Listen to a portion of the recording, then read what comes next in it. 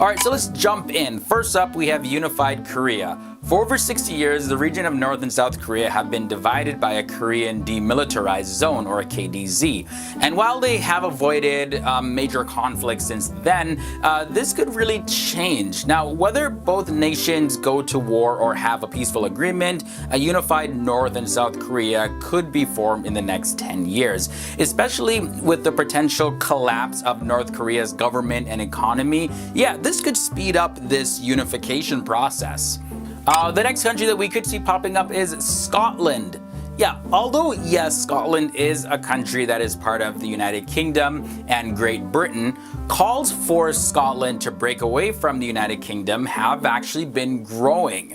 Now, there was a failed vote for Scottish independence back in the year 2014. The Scottish people wanted to remain a part of the European Union, but Great Britain made the decision to leave, so Scotland has to as well. So they're like, okay, well, let's just go fully independent then. The third country that could exist is Catalonia. The Catalonian fight for independence is raging, and Catalonia is financially more stable than any other part of Spain, and Catalonians feel that they are being brought down by the rest of the country. Not a great feeling to have. Catalonia also has its own culture and language distinct from the rest of Spain, so yeah, it makes sense for them to want to go and form their own nation. Continuing on into Kurdistan. Now, the Kurdish people in Syria have been in disagreement with the Syrian Arab population for a while, and in 1962, actually, 20% of the Kurdish population in Syria were stripped of their citizenship, and this was after the results of a census. Kurdish people have been seeking their independence for a long time, and this has only recently started to become a probable thing. Halfway in this video, at country number 5 that could exist is Somaliland. Now, Somaliland is a de facto state in northern Somalia. In the 1990s, a civil war broke out in Somalia, and the only part of Somalia that has managed to retain a sense of true order is Somaliland. With its own government, army, and currency, some people even believe that Somaliland is already its own country. Country number 6 is the Flemish Republic. Modern-day Belgium is comprised of 3 administrative regions. In the north, we have the Dutch-speaking majority in Flanders, and then we have Wallonia, which is a French-speaking majority in the south, and also the Brussels capital region. Now, Flanders, of course, can survive on its own, but Wallonia might not be able to. Many are hoping for a referendum really soon. Moving on to country number 7, and that would be Veneto. Recently, the citizens of Veneto voted in favor of greater autonomy from Rome when the referendum in Catalonia was growing. And the Veneto region alone accounts for 10% of the entire country's economy. Next up in this episode, we have Quebec.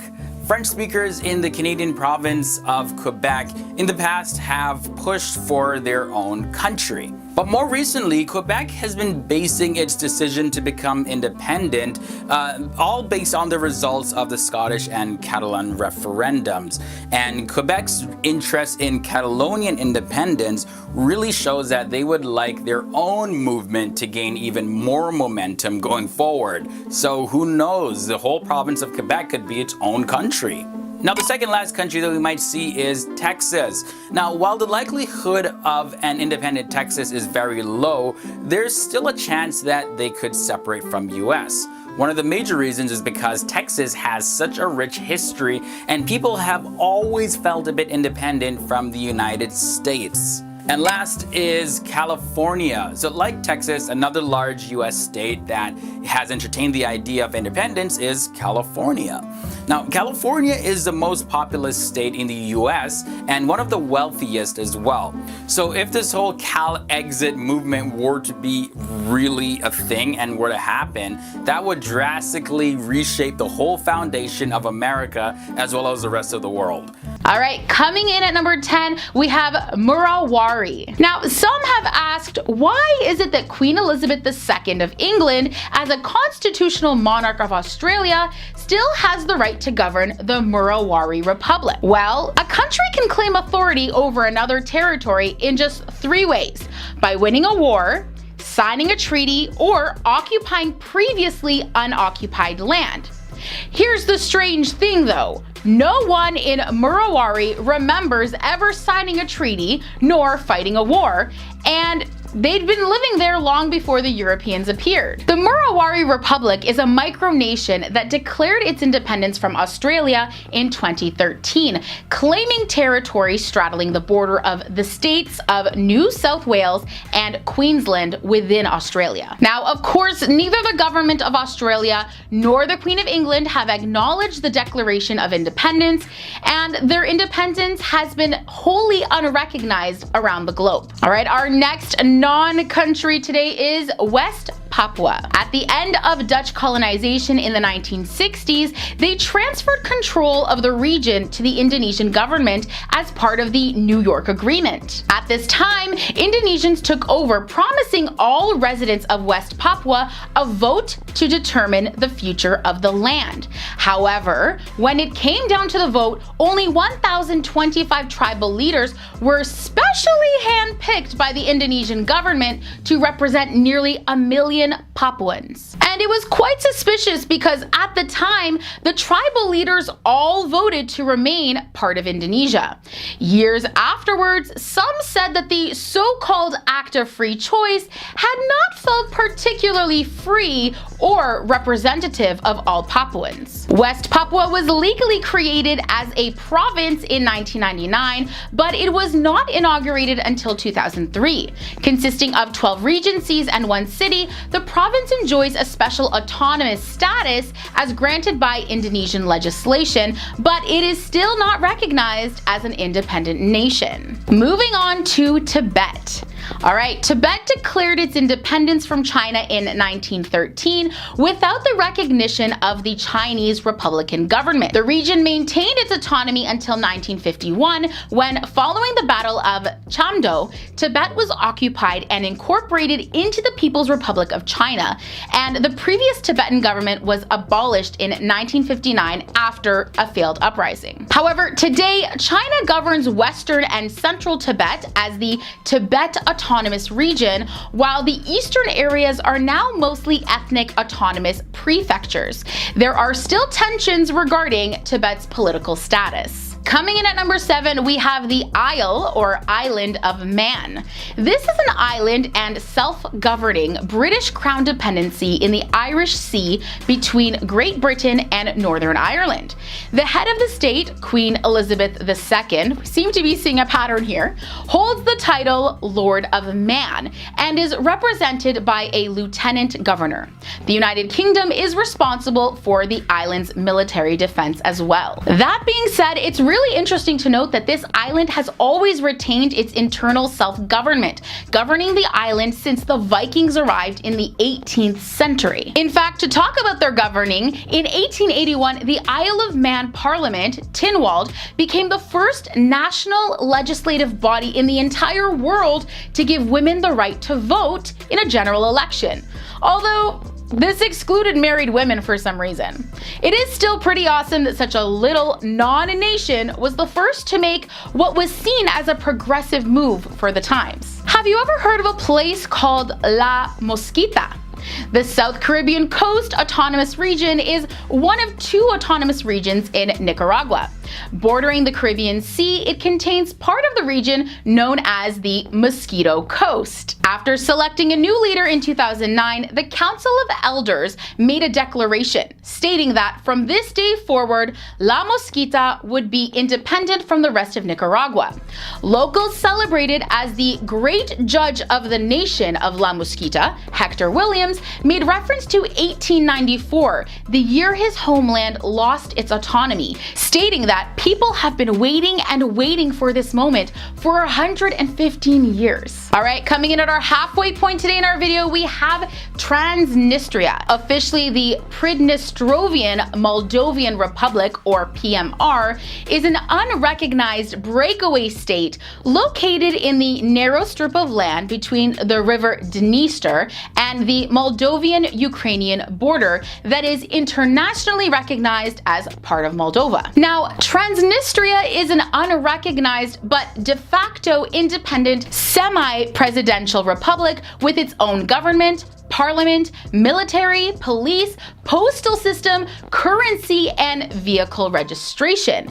Its authorities have adopted a constitution, flag, national anthem, and coat of arms. Transnistria is designated by the Republic of Moldova as the Transnistria Autonomous Territorial Unit with special legal status, but still not its own country. Coming in at number 4, we have Barotseland. Now, Barotseland is traditionally a mobile kingdom. Every year, as the Zambezi River floodwaters seep slowly into their pastures, the people move to higher ground, leaving their waterlogged villages behind.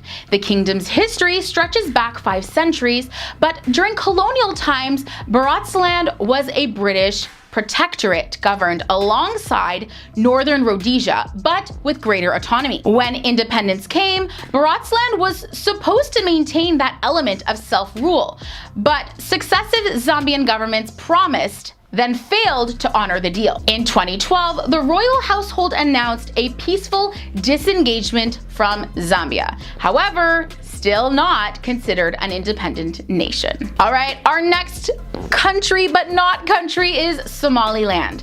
In 1960, former British Somaliland became independent for 5 days before joining the former Italian Somaliland to create the Somali Republic. But persecuted by Southerners, Somaliland seceded after a civil war, reverting in 1991 back to the boundaries drawn by the Brits. Since 1991, the territory has been governed by democratically elected governments that seek international recognition as the government of the Republic of Somaliland. Today, Somaliland has all the hallmarks of a full-fledged country.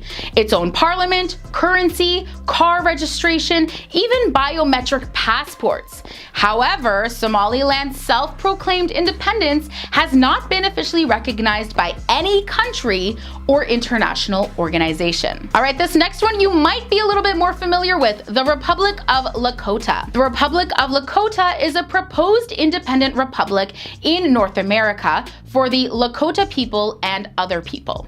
In 1868, the Lakota Sioux signed a treaty with the US government promising the Black Hills would be theirs forever.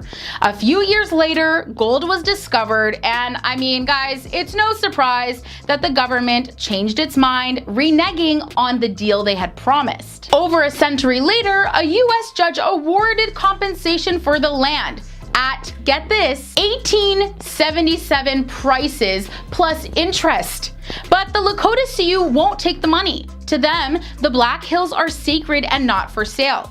Not only that, but offering 1877 prices for the land is quite pathetic on America's part, considering that this land is something they stole to begin with. In 2007, the Republic of Lakota was formed, withdrawing from the treaty. The Declaration of Independence by the Republic of Lakota has been largely ignored by the US as well as by the UN and many of its member states. All right, and coming in at number 1 today, we have Greenland. Yes, Greenland is an autonomous territory within the Kingdom of Denmark.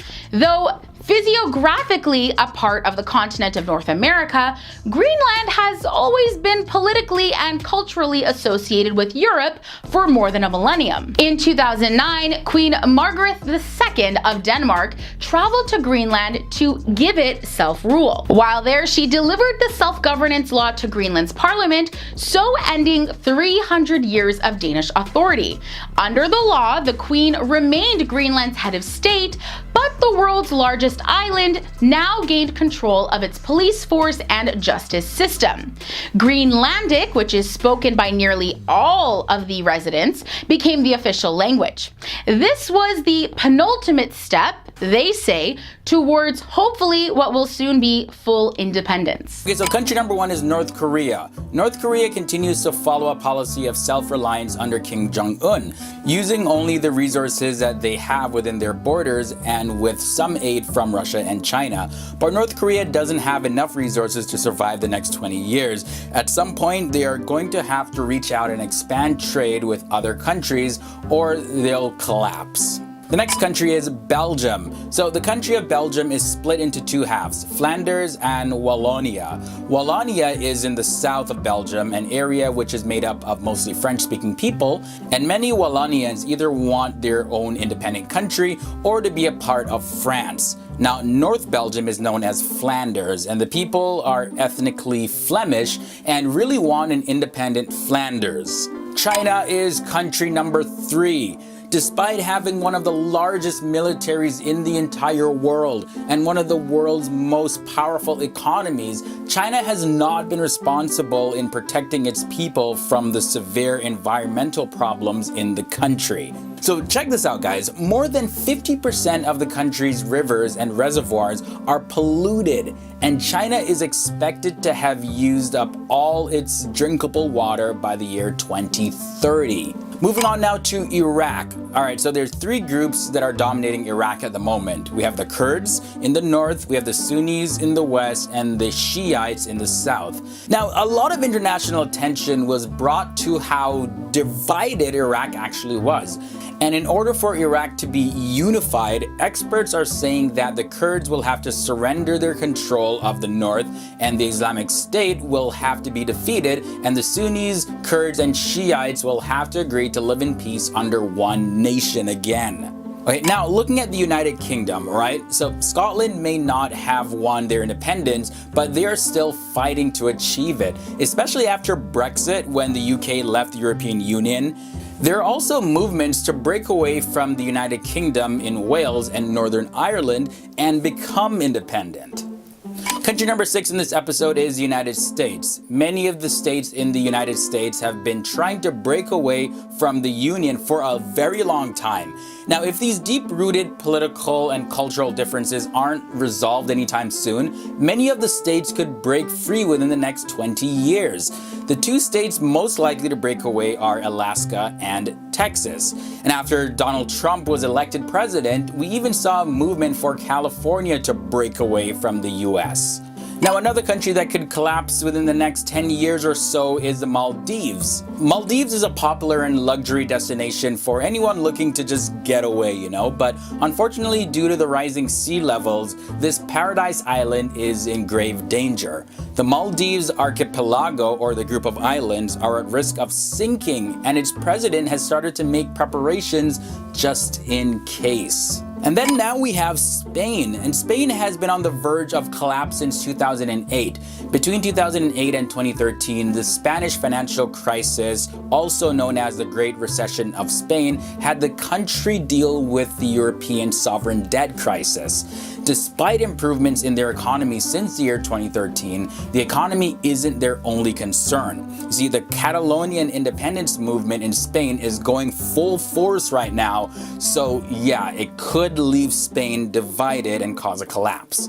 So we're coming close to the end of this video. I got 2 countries left, and the second last one at number 9 is Libya. Now, Libya was once an Italian colony, and that was up until the year 1951, and now the country is crumbling ever since Gaddafi's fall in 2011.